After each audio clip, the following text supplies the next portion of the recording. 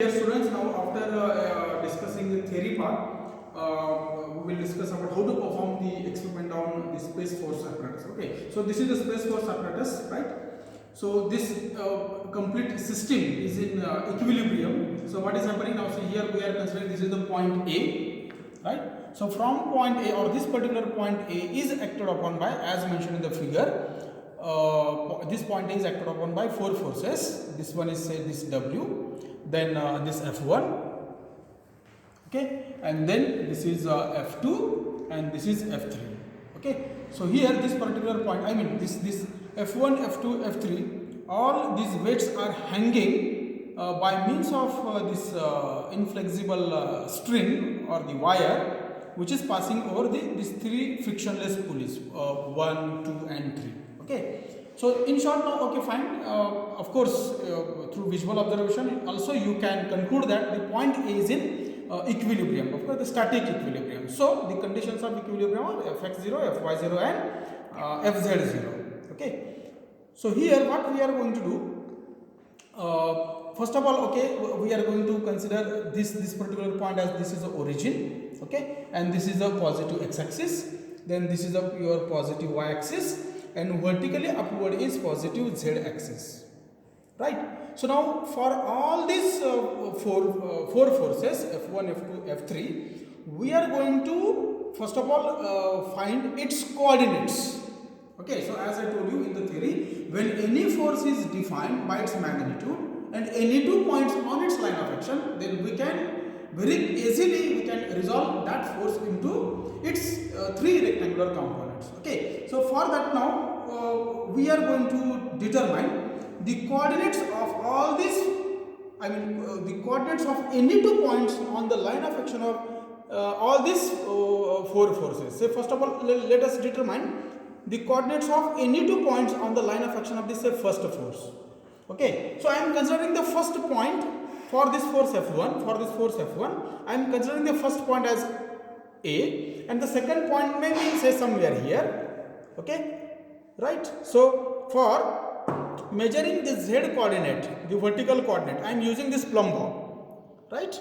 Okay, now sir, एक minute इथे पकडा, तुम्ही इथे पकडा इथे point. Okay,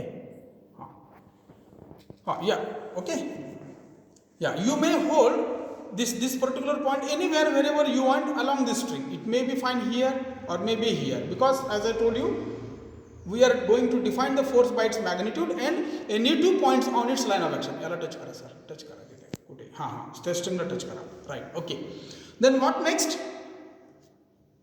Now I am taking the projection of, say, suppose this particular point on this horizontal plane, right? So it is somewhere here, and then I will measure its x coordinate and the y coordinate. Now see, the x coordinate is 8 centimeter, while y coordinate is 16 centimeter, and the z coordinate is, simply you measure with the help of the scale. With the help of the scale, you measure the z coordinate. इथे लावा ना, तो point इथे जिथे match करा तो, okay, right here, right? So then you measure the z coordinate. Yes, please read the value, sir. The z coordinate 40 in centimeter, 40. Okay, so the z coordinate is 40 centimeter, right? Now what about the point A?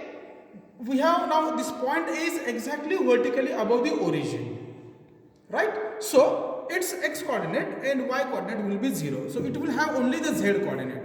So the z coordinate of point A is, yes, please read out, sir. 36 centimeter. Yes. Right? So means what? This F1 force we have defined by its magnitude. Magnitude means its weight.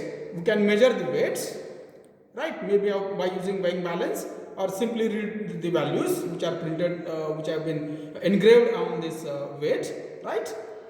And the 2 points on the line of action of the force. Okay, the first point is A, and somewhere here is, say, suppose B point, whose coordinates are already I have noted, right? So the coordinates of point A are x coordinate 0, y coordinate 0, and z coordinate is 36 centimeter. Okay, so repeat the same procedure to find out the coordinates of remaining two forces F2 and F3. Say for example, yes sir, please.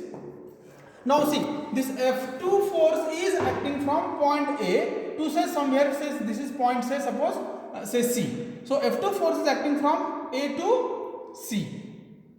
Right? Now I am going to determine the coordinates of this point C. Of course, now the Z coordinate will be this much.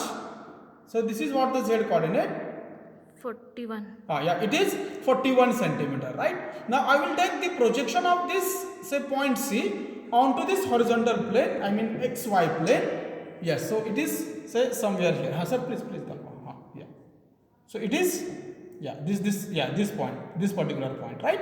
So the X coordinate is plus 13, right? While Y coordinate is minus 9 centimeter, right? So likewise you measure the coordinate of say suppose now this point is D, somewhere here this is the point D. So likewise you measure the coordinate of this point D. Already we know the magnitude of this F3, which is this hanging weight.